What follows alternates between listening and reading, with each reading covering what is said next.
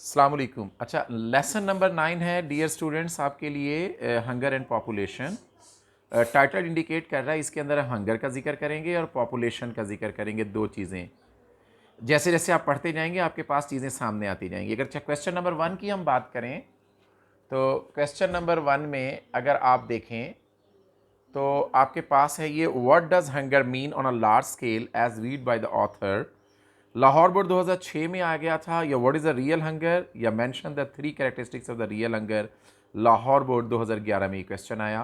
पहला ही क्वेश्चन है आपके टेक्स्ट बुक का और बड़ा अहम क्वेश्चन है। इसमें आपके चॉइस 1 चॉइस 2 दोनों ही है। Hunger doesn't means missing one meal और even meals for a whole day. Writer के अकॉर्डिंग हंगर का हरगिज़ ये मतलब नहीं है कि आपको एक वक्त का खाना ना मिले या पूरा दिन खाना मिले। It means never having enough to eat, यानी आप जब भी खाना खाएं आपके पास वाफर मिकदार में खाना ना हो, हमेशा कम खाना हो। दूसरा पॉइंट इसमें हम ये ऐड करेंगे कि when you have had something to eat you are not being satisfied. जब आपको कुछ खाने को मिले तो आपका मुतमईन ना हो दिली तौर पर, and still feeling you could eat at least as much again, और फिर आप यही फील करते हैं कि कम से कम थोड़ा और होता तो आप खा सकते।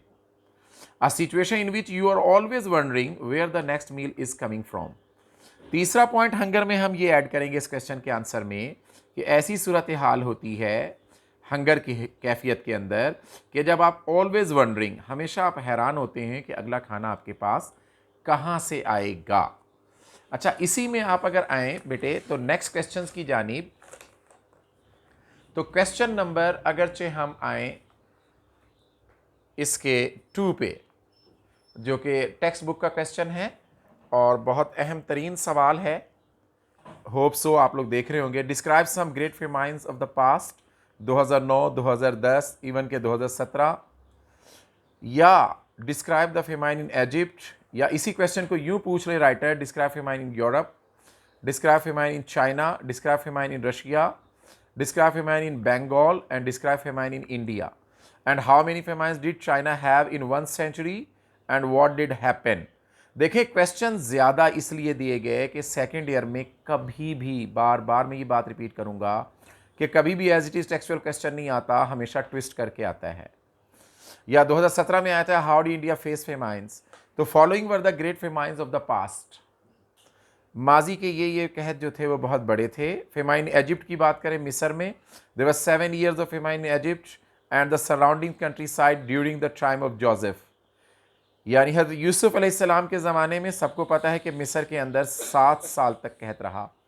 यूरोप की बात करते हैं, फेमाइन यूरोप में, तो from the birth of Christ to about 1800 there are records of famine in Europe and is 350 different years, 1 famine every 5 years। तो जनाब हज़रत ईसा अलैहिस्सलाम से लेके 1800 तक कोई 350 के करीब कहत पड़ी है यूरोप के अंदर, और इसका अगरचे हम एवरेज निकालें तो हर 5 साल के बाद एक बड़ी कहत आई होगी। फेमाइन चाइना की बात करते हैं तो China had many 90 major famines in 1 century, के 100 साल के अंदर अंदर इसके 19 बड़े बड़े इसके कहत का इसको सामना था। 9.5 million people perished in a single famine which swept North China in the last century.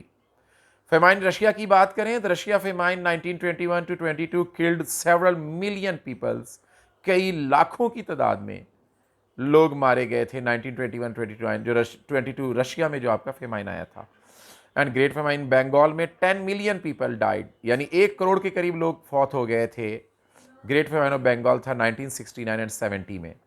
और इंडिया की बात करें तो in India 1964-65 there was the worst famine of the century and due to the failure of monsoons की बारिशें ना हुई थी, तो इंडिया के अंदर 1964-65 में सबसे बदतरीन उस सदी का कहत पड़ा था। तो ये आपका सेकंड क्वेश्चन था जिसके अंदर आपके बहुत सारे क्वेश्चंस को हम कवर कर रहे थे। चॉइस 2 भी है वीक स्टूडेंट्स के लिए, और ये नोट्स आप ऑन डिमांड आप हासिल भी कर सकते हैं, जिनके पास एलीट नोट्स है वो ले भी वहाँ से पढ़ सकते हैं। आगे है जी, थर्ड क्वेश्चन है कि ये फेमाइंस अक्कर क्यों होते हैं, क्या वजह होती है, कहत क्यों पढ़ते हैं, या what are the causes of famines. Lahore board 2017 में था ये क्वेश्चन आया कि फेमाइन के पीछे रीजंस क्या हैं। तो famine may be cause many things by many things, बहुत सारी चीज़ों की वजह से कहत होता है। The main reason of it may be that there are just too many people for the amount of food available. कहत की एक बड़ी वजह यह है कि खाने की चीज़ कम हो और लोग ज़्यादा हों उसको खाने वाले, and it may that crops have failed due to disease. दूसरी वजह यह हो सकती है कि फसलें बीमारी की वजह से तबाह बर्बाद हो जाएं, and the other main cause of famine is lack of rain. और तीसरी वजह यह है कि पानी ना हो, यानी बारिश ना हो। Many famines have been occurred in the history due to the scarce of water. History में आप तारीख पे नज़र डालेंगे तो जितनी भी कहतें पड़ी हैं उन कहत के पीछे हाथ है पानी का ना होना। फोर्थ क्वेश्चन जो कि इंपॉर्टेंट क्वेश्चन है इसका, what is the main reason for population increase today. देखें यहां तक हंगर और फेमाइन को हमने डिस्कस किया। अब नेक्स्ट चूंकि इसका टाइटल ही था हंगर एंड पॉपुलेशन, तो अब पॉपुलेशन की तरफ हम शिफ्ट हो रहे हैं क्वेश्चन नंबर 4 से कि मेन रीजन क्या है पॉपुलेशन इंक्रीज का आज के दौर में। The main reason for population increase is due to the great difference between birth rate and the death rate. If birth rate is 116 per 1000 people and the death rate is 100 per 1000 people, it means the birth rate is more than the death rate. देखिए समझें इसमें question का answer क्या है। कहने का मकसद ये है कि पैदा होने वालों की तादाद ज़्यादा है, 116 बच्चे पैदा हो रहे हैं 1000 लोग मिलकर, और जबकि 100 लोग मर रहे हैं। इसका मतलब 16 के हिसाब से आबादी में इजाफा हो रहा है पर 1000 पीपल। तो इसके हिसाब से आप अंदाज़ा लगाएंगे चूंकि बर्थ रेट ज़्यादा है, ज़्यादा बच्चे दुनिया में आ रहे हैं और मरने वाले लोग थोड़े हैं, तो इसका मतलब हो गया कि आबादी बढ़ती जाएगी और बढ़ रही है। तो सबसे बड़ी वजह यही है जो the difference between the birth rate and the death rate, याद रखिएगा। And there will be an increase in population. अच्छा, अगर हम बात करते हैं हर क्वेश्चन की चॉइस 1 एंड चॉइस 2 बोथ आप लोग के पास मौजूद होगा, राइट? तो आप ये देख लीजिए,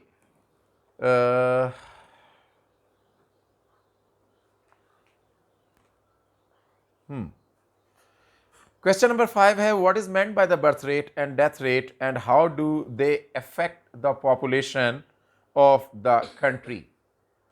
कि जनाब राइटर ये कह रहा है, क्वेश्चन आपके टेक्स्ट बुक का ये है कि what is meant by birth rate and death rate, कि बर्थ रेट और डेथ रेट में क्या मतलब आप इसका, यानी रेट रफ्तार शिरा को कहेंगे, पैदाइश की शिरा और मौत की शिरा में क्या फ़र्क है और ये कैसे पॉपुलेशन के ऊपर इफेक्ट करते हैं। तो पिछले क्वेश्चन में यही आंसर मिल गया था।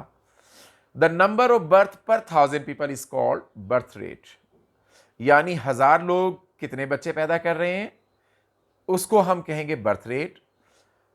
And where is the number of deaths per 1000 people is called death rate, 1000 लोगों में से कितने लोग मर रहे हैं, तो वो हमारी जो होगी रेशो निकलेगी वो डेथ रेट की निकलेगी।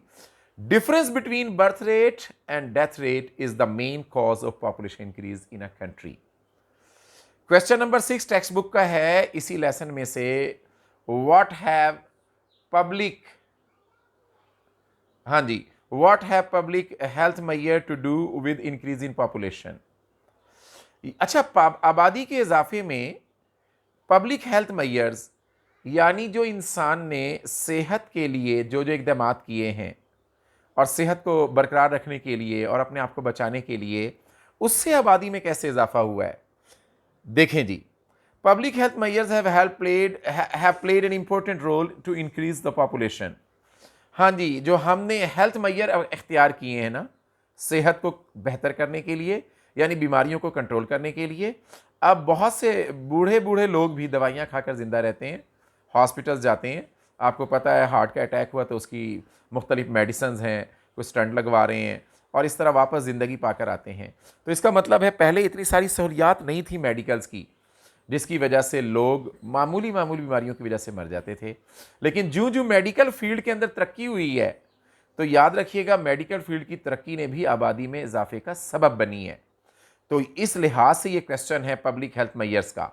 तो public health measures have played an important role to increase the population, control of fatal diseases, fatal कहते हैं जानलेवा, हमने जानलेवा बीमारियों को कंट्रोल किया है साइंस ने, एंड एपिडेमिक्स और वो वबा by the discovery of new medicines, नई नई मेडिसिन्स की डिस्कवरी है जिससे हमने एपिडेमिक्स को कंट्रोल किया है, वो वबा की बीमारियां जो पूरे पूरे इलाके को हड़प कर जाया करती थी। And the latest technologies in the medical fields are the health measures. और मेडिकल के फील्ड में वो सारी जो हम लेटेस्ट जदीद टेक्नोलॉजी इस्तेमाल करते हैं ये सारी हेल्थ मेजर्स में आएंगी। Due to these health measures there is a reduction in the death rate. चूंकि इन हेल्थ मेजर में बहुत काम हुआ है, सेहत के ऊपर बहुत काम किया साइंस ने, इसकी वजह से जनाब डेथ रेट में रिडक्शन आई है। ऑब्वियसली जब डेथ रेट में रिडक्शन आएगी इसका मतलब है आबादी जो होगी आपकी बढ़ना शुरू हो जाएगी।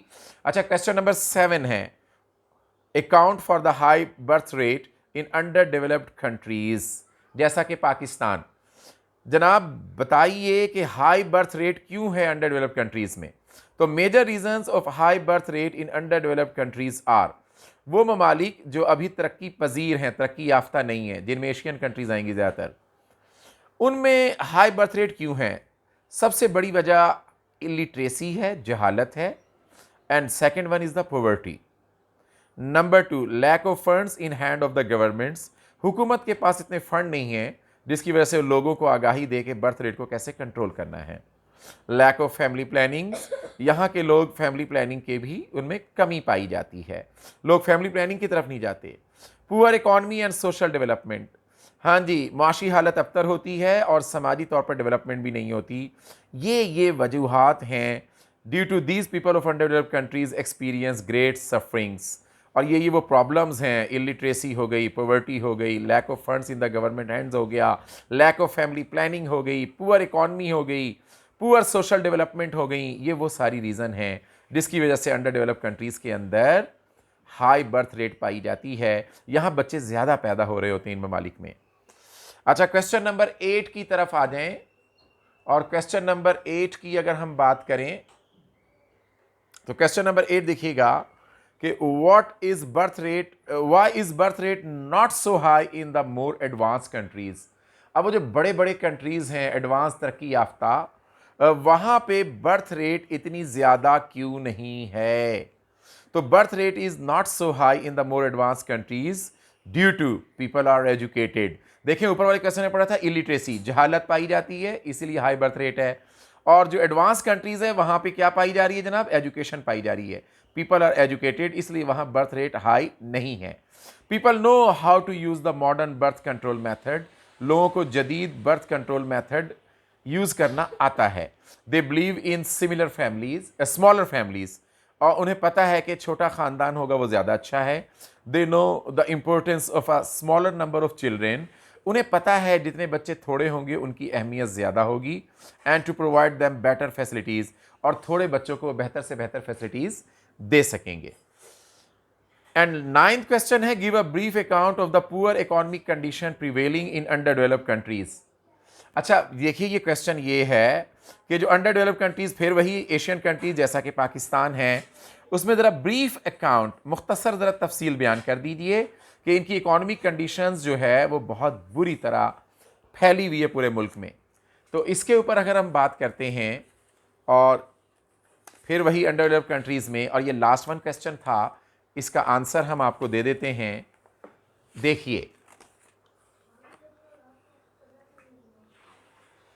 हाँ जी, under developed countries are characterized by, under developed countries में ये खुशियात पाई जाएंगी। देखिएगा, नंबर 1 ओवर पॉपुलेशन। आपने देखना है कि इस आबादी की आबादी ज़्यादा है, इस मुल्क की अगर आबादी ज़्यादा है इसका मतलब ये अंडर डेवलप्ड कंट्रीज़ में शुमार होगा। Poverty with beggars in the cities, शहरों में आपको भिखारी नजर आएंगे, बहुत ज़्यादा गुर्बत होगी। Farmers earn their living with great difficulties, किसान बड़ी मुश्किल से अपनी रोज़ी कमाएंगे। Lack of factories because of shortage of power and light, फैक्ट्रियों की कमी पाई जाएगी क्योंकि वहाँ पर आपको इलेक्ट्रिसिटी की प्रॉब्लम्स पाई जाएगी, पावर शॉर्टेज जो पाकिस्तान बहुत फेस कर रहा है। Poor roads and railways, railways और सड़कों का निज़ाम भी पुअर होगा। Lack of colleges, schools and hospitals, और इलिटरेसी, जहालत, ये वो चीज़ें हैं जिसकी वजह से हम आसानी से पहचानेंगे कि over population, poverty with beggars in the cities, और फार्मर्स जो होंगे बड़ी मुश्किल से अपनी लिविंग्स को अर्न करेंगे, और लैक ऑफ फैक्ट्रीज़ होंगी क्योंकि shortage of power and light होगा।